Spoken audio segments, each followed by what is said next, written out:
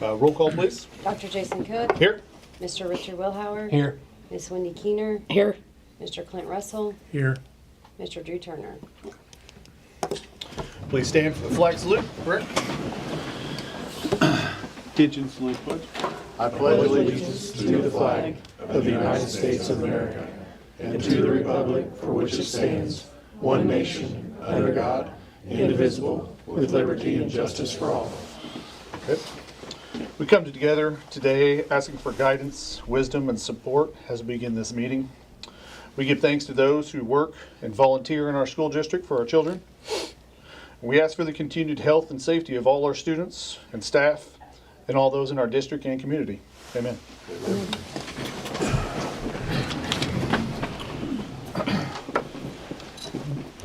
Item number 4, consent agenda. We have 4A through 4I. Do we have any questions on any of those items? Make a motion to approve the consent agenda, items A through I. Second. Okay, voting is now open. Dr. Jason Cook. Yes. Mr. Richard Wilhauer. Yes. Miss Wendy Keener. Yes. Mr. Clint Russell. Yes. Number 5, report on revenue collections and expenditures. You see, January traditionally, December is the month that we get to recoup some of this stuff. November is always our low point. I go back and always compare to last year. We're better than we were last year, which is our goal every year. With midterm adjustments coming in, hopefully this month, it's usually the week of Christmas, and literally with Christmas being on a Wednesday, I expect it either right before or right after Christmas. So that will be a welcomed addition to the budget. Red Bud comes in January, so those two things, but hopefully this is the low point and we can start rebuilding some of that. Again, if you notice, the building fund is the one that's taking the hit. We are closer, but still not there with insurance and a couple of things out there. We have pulled back the spending out of the building, and some of the salaries that we've been paying traditionally out of building, we've moved back to general. And so that's why the deficit in the building has slowed down so much, because we've taken that out of general. For general to still be more than it was last year is a good sign. So there are a couple of financial things I need to talk about that have come up in the last 48 hours, but I'm going to move them back to new business here at the end, so we'll pick that back up. It's kind of part of this, but it's enough of its own that we need to put it under new business as opposed to getting it through here to this part. Okay. Item 6, principal's report. Tracy, Not yet. There she is. She'll be coming in just a second. I'll go ahead and start middle school. It's been busy, and it's going to be busy for the next 4.5 days. We just finished the talent show yesterday, musical yesterday. Middle school put a musical on. Today the high school did a great job on putting the talent show on. Just finished that, got over here. Semester tests will be next Thursday and Friday, even hours on Thursday, odd hours on Friday. Brag on Miss Holland and their academic teams. They're doing fantastic. Our 7th and 8th grade qualified for area. The top 2 at the area go to state, and that will be in January. Area will be in January. Our 6th grade got third at districts, but they still qualified for regionals, and that will also be in January. 5th grade has competed in the Alpha Bowl and did well, but didn't do as well as she was expecting. So they still got some more competitions. 6th, 7th, and 8th grade qualified 15 students for the state competition in the written part of the academic meets. Winter sports have started going well. Those will end junior high basketball. Sorry, Brett. You're good. Junior high basketball's on Monday, and then they'll be done for Christmas break, and then wrestling is Thursday, and then next weekend I believe high school has a tournament. But math and reading will finish their second set of benchmark testing this week, and then we'll do that again right before spring break. just to see where we progress, hopefully. Semester, as you guys know, has flown by. I can't thank my staff and students enough for making the semester go smoothly. And we're just looking forward to a great second semester. All right, high school, we're gonna have a few things to report on, but next meeting, we're gonna bring in some of the T-Mobile kids and explain more what they were able to do this last couple weekends. You'll see in the next, possibly this week, our STEM kids were being interviewed this morning by Claremore Progress about the success that they had at Google this last weekend and prior, which was, came home with 3 trophies. It's pretty amazing, and they won some cash, which was pretty awesome, and you'll hear more about that next one. But today I want to focus in on our ag kiddos. This group right here, along with Mr. Weatherall, went to Indianapolis in October, and they got to represent our school, and they got to go to the national convention, and we're over 70,000 kids come from literally every state is represented. And so they got to go on 4 tours on their way there. Those tours consisted of apple orchard, bee farm, seed production, and AI, artificial insemination, that they got to go and tour massive plants and organizations that do that on their way up to Indianapolis. It's a pretty amazing trip that they got to go on. While they were there, Inola, in our 70-year history, received what's called our 3rd star. It's the first time in the history of our school to have a 3rd star in the ag department, and they were able to receive that award and accept it while we were there. And that's from progress of things that happened over the past. If you have questions about that, Ms. Brown can explain that. And also I want to brag on my daughter just a little bit. Her senior year, she competed in employment skills, and they take 1 person from every state, and she was the one representing Oklahoma. She won all the way through there, and she got to compete nationally, and it was the first national person to compete in the history of our school. And so she got to go and compete nationally, and she finished 19th, which wasn't, I didn't think bad. She was pretty bummed about it. She was 24 points away from being top 12, and that's kind of where you want to be. It's a pretty big deal. So, you guys got anything you want to add real quick that I might have left out that I forgot? What was your favorite part of the mission? Mine was probably the apple orchard. It was really cool to see the giant apple orchard. Mine was the honeybee farm. I really liked honeybee stuff. Probably just like you hear 70,000 members, and then you go and you see 70,000 people sitting in the same reason. So we all got closer as a team and were able to take back a bunch of skills back to the chapter. I like the artificial insemination. It's cool being able to see how all that stuff works and how you can make a profit off of all of it as well. Another really cool experience I got to have was Dr. Temple Grandin was there. She's one of the most renowned animal science professors there is. She's also an advocate for autism because she was diagnosed when she was young. So it was the biggest, everyone was so excited to see her as a keynote. So they got to see that in person and listen to her. And that was a big takeaway for me and Mr. Weatherall. We were like little kids so excited to listen to her, but they also got to learn from her, which was really cool. Pretty neat. And Ann and Joe being a state officer, they have their own little suite, and we got to sneak up there and hang out in the suite at the stadium with 70,000 people, so that was really nice too. So, ag department's doing, as we all know, an amazing job under the leadership, and we're hoping Monday we have power to the new building. The goal is the shop will be done by Christmas. The electrician, everyone has said that, so we're really already starting to move things into place. PSO is coming to shut off power so we can connect all the new wiring and stuff, and we should be done by the end of the semester. And our maintenance staff has helped tremendously. It looks really good. We did it right, and so it lasts a long time, and Randy and them have done a great job, so. There you go, that's all the high school's got for right now. I just wanted to say thank you. We finally are fully staffed for the first time all year in our special education program. So we've hired a new lady recently, and she's doing a wonderful job, and just thankful because everything is flowing wonderfully. Any mess? Okay, perfect. Move to agenda item number 7, citizens' comments. All right, we'll move on to agenda item 8, discussion and vote to approve or disapprove IACT collective bargaining agreement between Inola Board of Education, Independent School District Number 5, Rogers County, Oklahoma, and Inola classroom teachers for the period of July 1st, 24 through June 30th, 25.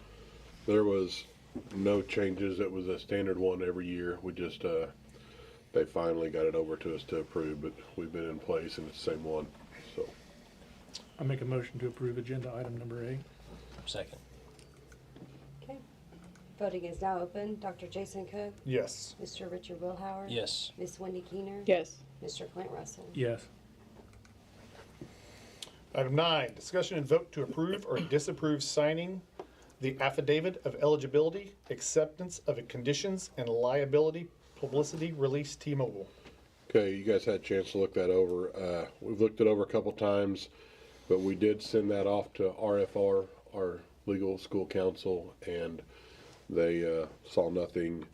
They just said they felt like it needed to be a board agenda item that we're publicly voting to. It's signed. I haven't sent it off, and matter of fact, TJ, you may take that back with you to send off with Delia.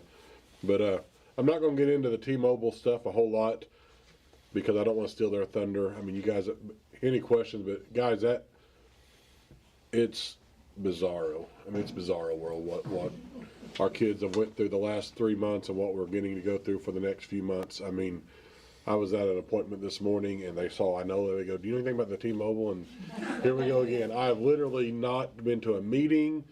Yesterday we had a superintendent meeting in Muskogee and the whole thing stopped and wanted a presentation for 5 minutes. So we are on the map in a really positive way. And I've told the city council the other night, it's not, I mean, it started with our kids 100%, but we're so blessed to have a community and in this case a state that embarked on us and took this thing. And so I tell people, and I put in the paper, the cool thing is we get to see every day, but the world got to see for a few hours what we get to see every day and what we probably take for granted. But community, kudos, thank you for buying in. The assembly that Tuesday morning was amazing for every news station out of Tulsa, paper, radio, to be out here. For the first time in my admin life, I didn't dread talking to the media, so it was a good experience. So thank you all that. Otherwise, we just need a vote to approve that we sign that. And one last thing I will say, we don't know the details. I have yet to talk to T-Mobile. They don't really want to talk until this thing goes in. Then we'll know more about what their expectations are, what they do, what we do, how that meshes together. But so anybody asking what we're doing, we don't know. But we also know that T-Mobile has some take it or leave it things. We're not going to get into a discussion, do we need new turf or not? T-Mobile says you're getting new turf. We could respectfully decline it, but that's just throwing that money away. Weight room renovations, definition of renovations, your guess is as good as mine. Have no idea what that looks like. Gronk's supposed to get with this, and again, just that experience in and of itself will be cool. And then a teched out, state-of-the-art scoreboard is the verbiage. Don't know what that means. And then they have a $100,000 grant. There are some things that supposedly are supposed to be tied into Friday Night Lights. Some say that that's for the school district. We have no idea. So if anybody's asking and we're vague, it's because it's been vague to us to this point. We have talked with more like the production and the advertisement divisions of T-Mobile rather than, I had no idea how many different divisions there are of T-Mobile. Every time we go somewhere, there's 100 T-Mobile people and they're all introducing themselves to each other because they don't know each other. And so, but this division, the actual prizes, very gray area. We'll go with it as we get it. So but I do need a vote to approve that. We sign and send that off. I'll make a motion to approve agenda item number 9. Second. Voting is now open. Dr. Jason Cook? Yes. Mr. Richard Wilhauer? Yes. Miss Wendy Keener? Yes. Mr. Clint Russell? Yes. Good. Number 10, discussion and vote to approve or disapprove amended participation agreement among Oklahoma State Department of Education, Public Consulting Group, LLC, and the school district, the OSDE, under the authority of agreement with Oklahoma Healthcare Authority, School-Based Health Services Program. one thing about my job, I get to be surrounded by rock stars, so I'm going to turn it over to my rock star in this part.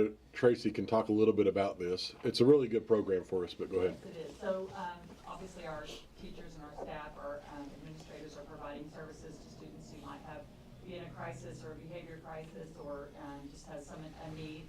And so they're already providing those services, and this is a way we can collect additional funds by basically doing a very simple thing, a random survey that comes to the people that are in our staff pool that Mr. Unruh and I've been selecting. And I met this morning with the person over the program and asked further questions on who else could maybe be included in the pool, and she actually said, I'm really happy you're doing this and you're including more people additionally. So we're already providing the service, we might as well collect funds on it. So it's money that comes into our school district.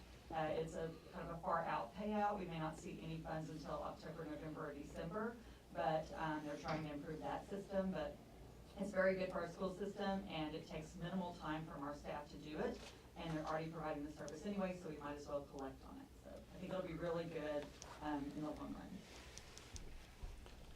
Make a motion to approve agenda item number 10. Second. Okay, voting is now open. Dr. Jason Cook, Yes. Mr. Richard Wilhauer, Yes. Ms. Wendy Keener. Yes. Mr. Clint Russell. Yes. Number 11, discussion and vote to approve or disapprove honor choir going to Dallas, Texas for ACDA National Honor Choir Convention, leaving March 18th, 2025 at 9 a.m., returning March 22nd, 25 at 11 p.m. Make a motion to approve agenda item number 11. Second. Voting is now open. Dr. Jason Cook, Yes. Mr. Richard Wilhauer. Yes. Ms. Wendy Keener. Yes. Mr. Clint Russell. Yes. Number 12, discussion and update on bond. Okay, a couple things I wanted to bring, and a lot of this was I wanted to talk about the bond we passed in February of 23, which I guess the ag kids are gone, but that was part of we passed that, and that would enable them to concrete, to do the electric, and to do basically bring the shop part of it to the same building. But the biggest piece of that puzzle that is still out there is the baseball, softball facility upgrades that were mentioned in there. With COVID hitting, the project that people were wanting and the amount that was allocated didn't really mesh up very well to this point. I say all that to say, a week ago yesterday, we had a pre-bid meeting where they looked at the specs of the architect's drawing, they looked at everything, they went to the site, they made their bids. Those bids were opened, sealed bids were opened yesterday. The CM will now take them back and plans to have them to us by midweek next week. At that point, we will have a much more solid number of where we're at, where we're going, and how we're supposed to get there. So other than that, on that bond, the other thing that it would be still out there was, I believe $100,000 was for HVAC. We did not choose to spend $100,000 on HVAC that day. We have kept that and replaced as needed over the last year and a half, which I think is beneficial to us. So we still have a pot of money in there. So if we get a phone call that, we need to replace this, need to change out, we have that money there as opposed to taking out of the general, which obviously is of importance on that. That would take care of that bond. Obviously, the thing going right now is the bond vote that's up for January 14th. Had several meetings this week with individuals, had great conversations with individuals. We are going to have an open forum tomorrow morning in this room at 9 a.m. for questions, comments, concerns. We're going to have another set of them when we get back from Christmas break, January 6th and 7th, Monday evening and Tuesday evening at 6 a.m. We're planning on having it here, but depending on the size of the crowd, may have to move it to the elementary gymnasium because the high school will be having ball games that night. But anyway, there was some misconceptions out there there was a concern that we were, because on our Bond Transparency Act that we have to have posted on the website, it has to have the one we're proposing and any that are open. And so our 23 one is still open. Well, some people thought that we were going to vote again for more money for buses, fleet, baseball facilities, and all that. When I was able to show her that that wasn't the case, that eased her minds on that. Obviously, a lot of questions about a 20% tax increase. I've told people that I feel like we've done our homework. We have been taking this very, very serious. We're very respectful of any increase that it would be to any constituent, but take that extremely serious. But we feel like the need is there. Feel like our kids deserve that part. And so also the thing I want to throw out there is it is a $36 million project. At this time, it would take about $62 million to secure that. But that is worst case scenario. That is if we get no more ad valorem base. Our ad valorem, I believe, is going to go up drastically in a few months. We're currently at 62 million. There's a chance that could, with Sofidel, go up 60, 80, or $100 million just in ad valorem, just in the net assessed valuation increase. And so should that happen, that helps all of our efforts. There's going to be some things with, being able to borrow it in terms of to make that number go, because the goal of all of us is to ease that burden of the tax of the property increase. So anyway, all that to say, we've had these up all week at the tournament. Never do they, or nor will they ever say vote yes. It's facts, it's information that they can look at, and our goal is to educate people. If there's any questions out there, to be able to answer that, whether they like that answer or not. And at the end of the day, if they don't like that answer, they need to vote no. But those are the things that we feel like speak to kind of our reasoning behind why, on top of the need of this, those are some of the numbers that show kind of why we're in this situation over years past of being under our millage rate that we would go to if this was passed would still be under the 2003 millage rate of our community. And so had we kept it at that, we wouldn't be doing this, but we've let it drop and to the point where we're getting ready to be single digits. And you can see on this graph, and I'm not sure why they chose those schools, but you can see that there's only one school in single digits on this graph to the right. I did a chart of my own, but the information was a year older than this. And of the 50 schools closest to us or that we play competitively in extracurricular, we were number 49 out of 50 on that part. And this is not just, I guess it is a snapshot of where we are in 2024, but just like the graph to the left, that shows over time how far it's been. And then the middle graph is probably the one that speaks to me the most. I'd like to thank the Chamber and Scott back there and Nora and Nick. Those guys have put a lot of time and effort into it, and they're the ones setting up at the tournament to answer questions. But when it comes down to it, what we're spending out of our building and sinking fund on our students compared to what other districts are able to spend is a pretty powerful number. And again, you could take that chart and you could put 19 of them up beside it for the last 20 years, and that's to the point where we're behind. So didn't know if you guys had any questions, just want to give that to you. Encourage the public, would love to, my email's out there, phone number's out there. I do ask you call just so I'm here. I don't want you to make a trip up here to visit with me if you're not, but we will have a public forum tomorrow morning in this building, 9 o'clock, and January 6th and 7th at 6 p.m. as well. So just want people to be educated and vote their heart, and we'll see what happens. Excellent. Got no vote intended on that. Number 13, vote to convene or not convene into executive session. Make a motion not to convene. Second? Okay, voting is now open. Dr. Jason Coe? Yes. Mr. Richard Wilhauer? Yes. Ms. Wendy Keener? Yes. Mr. Clint Russell? Yes.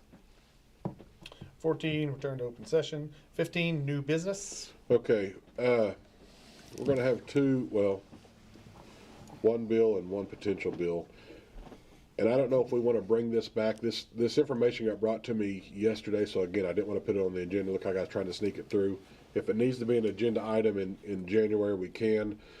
But if you've seen in the news, there's 2 school districts in Oklahoma, one out west and one pretty close to here, who, and the buzzword especially for a school district close to us, has been levied a huge, and their millage rate is 49, but it's because of a lawsuit that was settled where an employee pled guilty or was found guilty of 9 counts of lewd molestation, and the payout was $2.5 million.